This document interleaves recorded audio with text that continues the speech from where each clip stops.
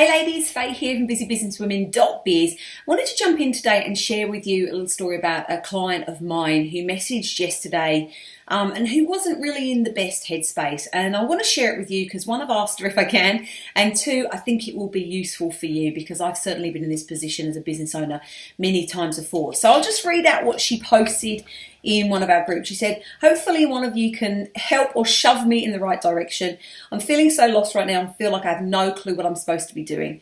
I knew building my own business was going to be hard, but I keep feeling like I've forgotten how to swim and I'm slowly drowning. I know I have all of these amazing tools available, but I cannot for the life of me figure out what is the most important thing to be focusing on right now. And I wholeheartedly relate to that. And I'm 12 years down the track almost of being a business owner, and I still have days where I feel like that. So it doesn't matter whether you're in startup, growth or scaling phase, you can still end up being in that position of having no idea what to turn to and do next.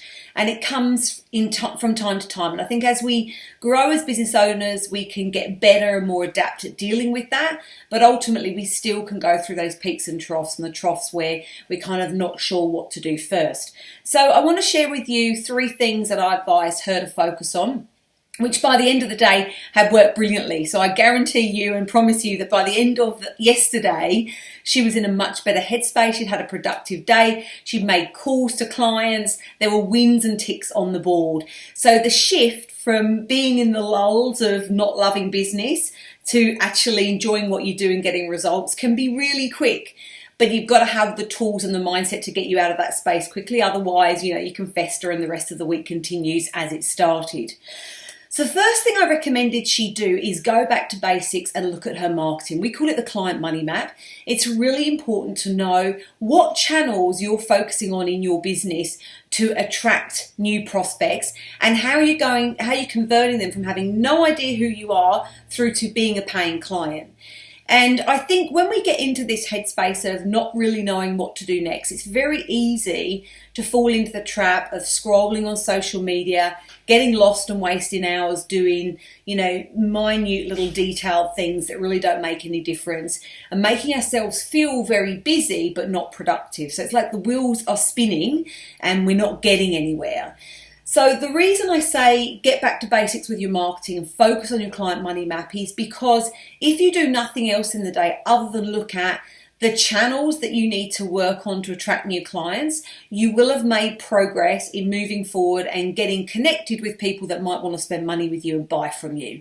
And that's why you're in business. Unless you're a charity, you're actually in business to make money. So you need to focus on the money-making, revenue-generating activities first, so that all of the other time filler things that can make you feel busy but not productive don't take over.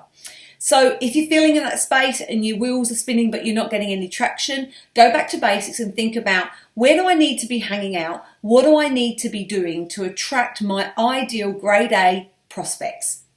Where are they hanging out? What do I need to do to attract them? And start focusing your time and attention on those things.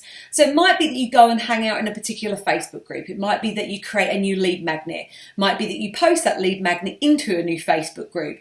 It might be that you run a Facebook Live. It might be that you head over to Instagram. It might be that you go and do some work on LinkedIn. You post up a new blog and then start connecting with some new people. It might be that you send a new email out to your list. It might be that you create a quick video like this and get that out to your list. There are so many different things that you can be doing, which in itself can be overwhelming. So go back to basics and think about what are the key channels that you need to focus on, because those are the places where your target market are hanging out. And what are you doing to attract them? So a lead magnet, for example, and how are you going to convert them and move them along your sales process? And if you need any help with that, just drop me a line and I can give you some more details on how you go about creating that client money map.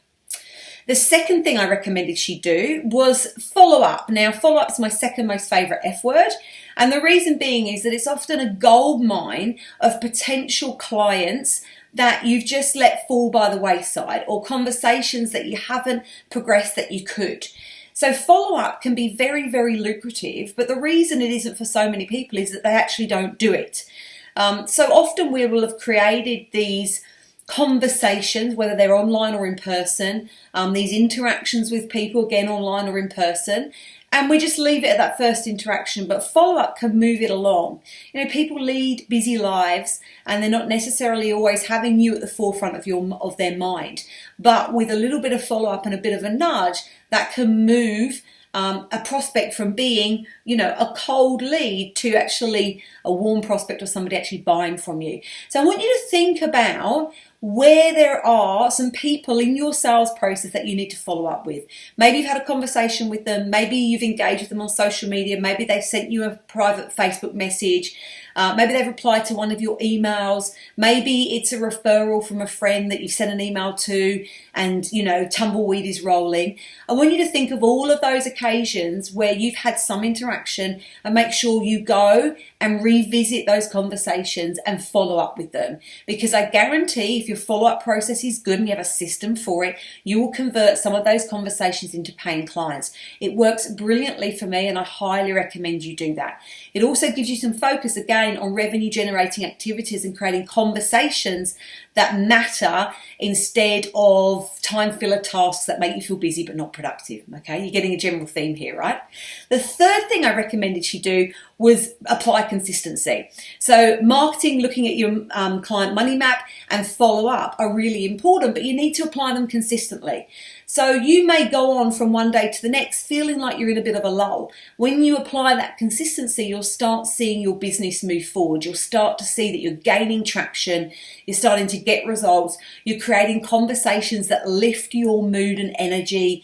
And that can help in terms of confidence, self-worth, showing you that you are valuable in this world and people want what you do and the business that you run.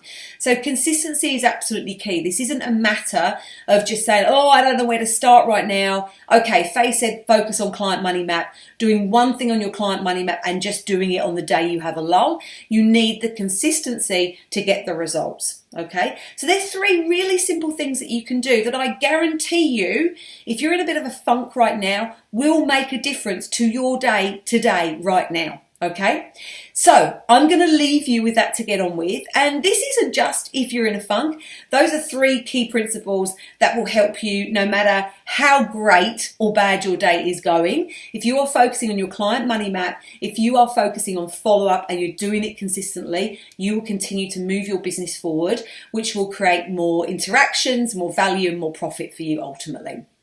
Okay, so I would love you to post a comment below and let me know how you're going to apply this, what action you're going to take today. And if you have any questions, just drop me a line. I'd love to help you. But in the meantime, go forth and build a business that booms. I'm Faye Hollands from busybusinesswomen.biz.